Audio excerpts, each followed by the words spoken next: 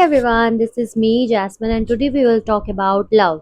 जो मैंने post share किया था लास्ट टाइम उसमें सबसे ज़्यादा इन द सेंस ज़्यादा कमेंट तो आए नहीं है, बट फिर भी जितने भी कमेंट्स हैं वो लव के ऊपर ज़्यादा थे। टैरो के ऊपर भी आया है कमेंट कि टैरो के ऊपर बनाओ, बट टैरो के ऊपर इतने कमेंट्स नहीं थे, लव के ऊपर थे, तो हम लव के ऊपर आज बात करेंगे। Okay, so first thing basically love है क्या। देखो, अब लव को हम पहले नॉर्मल समझते हैं, ठीक है। लव क्या है?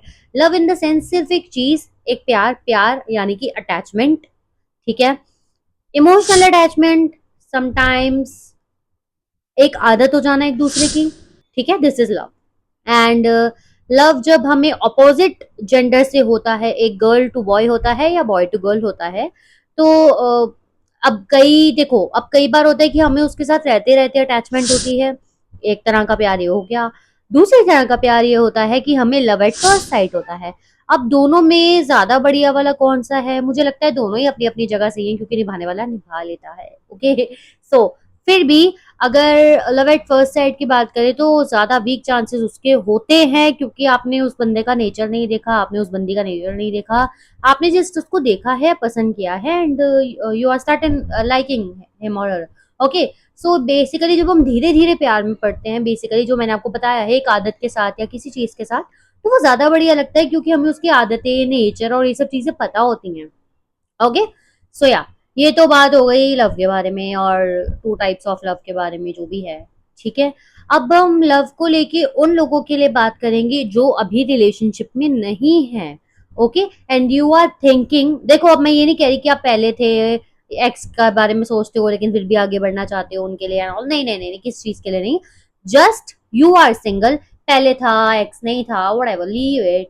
आई am just talking about you are single, and अगर आप सोच रहे हो अबाउट लव, दोबारा रिलेशन में जाने का या रिलेशन में जाने का, वट, ठीक है, तो उसमें सबसे इंपॉर्टेंट थिंग जो क्या है, सबसे पहली चीज मैंने आपको पहले भी बताई थी, जो हमने वीडियो की थी ना, how we can move on, वो वाली जो वीडियो थी, ठीक है, उसमें भी मैंने डिस्कस किया था कि सबसे इंपॉर्टेंट चीज तो हाँ, माइक ऑन है, ओके, सबसे इंपॉर्टेंट चीज तो यही रहती है कि आप क्या चाह रहे हो, ठीक है, और सामने वाला पर्सन क्या चाह रहा है। इसको डिस्कस करना बहुत ज्यादा जरूरी है, या पूछना बहुत जरूरी है। देखो, आपको ना स्टार्टिंग के स्टेज में ऐसा बिल्कुल नहीं लगेगा कि डिस्कस करने की जरूरत है। आपको ऐसा लगेगा कि नहीं नहीं, जो मैं चाहती हूँ वो कर रहा है, वो जो चाहता है मैं कर रही हूँ, एंड ऑल ये सब, ठीक है, जो भी है।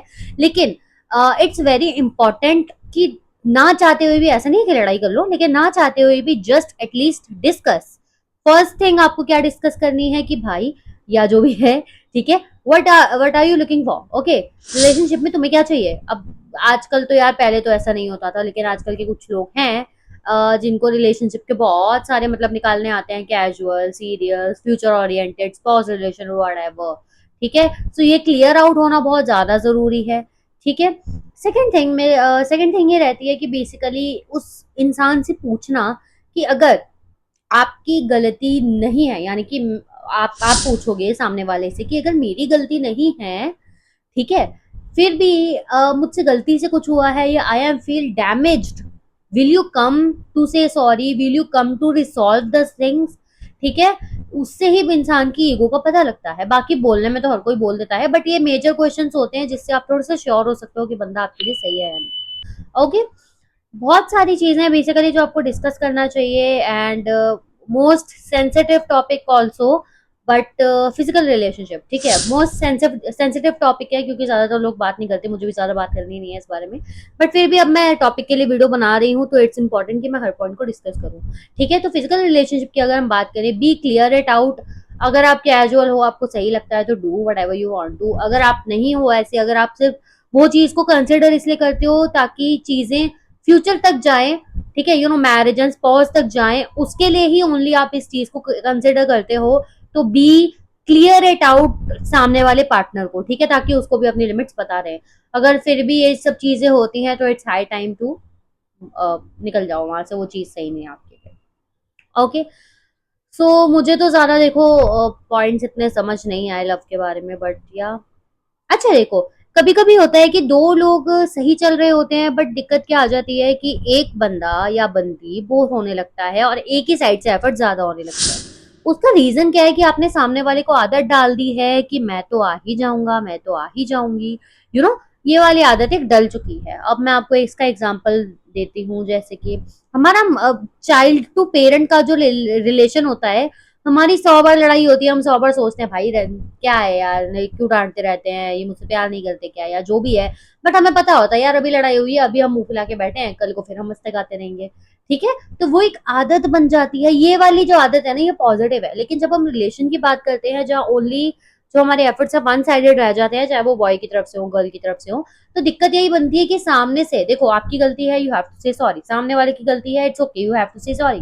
ठीक है, हाँ, सामने वाली गलती के लिए भी आपको कभी कभी खुद सॉरी बोलना पड़ता है, इट्स ओके। ठीक है, लेकिन हर बार अगर आप ही बोल रहे हो, दैट्स द प्रॉब्लम। वही आप समझ जाना कि 3 टाइम रूल, मैंने हमेशा आपको बोला है, 3 टाइम रूल हर चीज में याद रखना। 3 से ज्यादा बार मौके देने के बाद या किसी चीज के बाद, व्हेन यू फाइंड आउट कि यार समथिंग इज क्लिंगी और अजीब सा है कुछ, ठीक है, तो देन आप समझ जाना कि उसको डिस्कस करना चाहिए। अगर आपका पार्टनर हर इतना वो नहीं दिखाता कि उसको डिस्कस करके सॉल्व करना है, उसको भी, आपके पार्टनर को भी, तो आप समझ जाओ इट्स रियली एंडेड। क्योंकि देखो, हर कोई बोलेगा कि चांस दो, ट्राई करो, मान जाता है, एफर्ट वर्क तब करते हैं जब सामने वाले को चाहिए। अब आप खुद पे चीजें लेके देखो, कई लोग आपको नहीं पसंद, वो आपके लिए बहुत कुछ करते हैं, लेकिन आपको भी नहीं पसंद ना वो लोग। क्या आप उन्हें इतना मिस करते हो? क्या आप उन्हें इतना याद करते हो? नहीं ना। सेम एज इट इज सामने वाले के साथ भी होता है। अब आप उसको नहीं पसंद हो, आप उसके लिए जो भी कर रहे हो, इंसान आपसे हंस के बात कर लेगा कि यार ये तो टाइम पास करा देती है, टाइम पास करा देता है, बात कर लेते हैं, अच्छा लगता है। लेकिन वो आपको इतना याद करेगा कि आप किसी ऐसे लड़के को मतलब यार किसी ऐसे फोकस मत करना, लड़का लड़की, ठीक है, मैं सबके लिए बोल रही हूँ, मैं एग्जांपल दे रही हूँ कि सपोज आप लड़की हो, क्या आप ऐसे लड़के को कभी याद करते हो जो आपको बिल्कुल ही पसंद नहीं है, जो सपोज करो अच्छा नहीं दिखता, पुअर है, या वटेवर वटेवर, ठीक है, किसी भी रीजन से, या कोई भी रीजन नहीं है, जस्ट वो आपको पसंद नहीं है, वो आपके लिए बहुत कुछ करता है, ठीक है, तो आप क्या उसे इतना याद करते हो? आप उसको बोलोगे कि भाई दोस्त बन के रह लेते हैं, ठीक है, या फिर आप बात करते रहोगे कंटिन्यूसली, क्योंकि आपको पता है बंदा हेल्पिंग है, अच्छा है, लेकिन मुझे रिलेशनशिप में नहीं आना पसंद नहीं है। क्या आप उसको उतना याद करते हो? नहीं ना। तो सेम मैसेज ही सामने वाला भी कर सकता है, बी एक्सेप्टेबल। बट रिलेशन में आने के बाद अगर लीनियंट सी चल रही है, then is the major problem. So आपको ये चीजें समझने की जरूरत है। ओके, सो यही है आज की वीडियो में, ज्यादा इसको लंबा करेंगे नहीं, क्योंकि मैंने हल्का सा ब्रीफ दिया है। अगर आपको पसंद आई है तो इसका सेकंड पार्ट भी मैं बहुत जल्दी लेकर आऊंगी। वीडियो पसंद आई है तो लाइक जरूर करना, कोई सजेशन देना है, कोई टॉपिक बताना है, anything you want to say, you want to suggest, you can comment it down. Personal reading के लिए, पर्सनल सेशंस के लिए, यानी कि मैनिफेस्टेशन सेशन या काउंसलिंग के लिए आप मुझे कांटेक्ट कर सकते हो इस नंबर पे। ठीक है, okay, bye everyone, take care.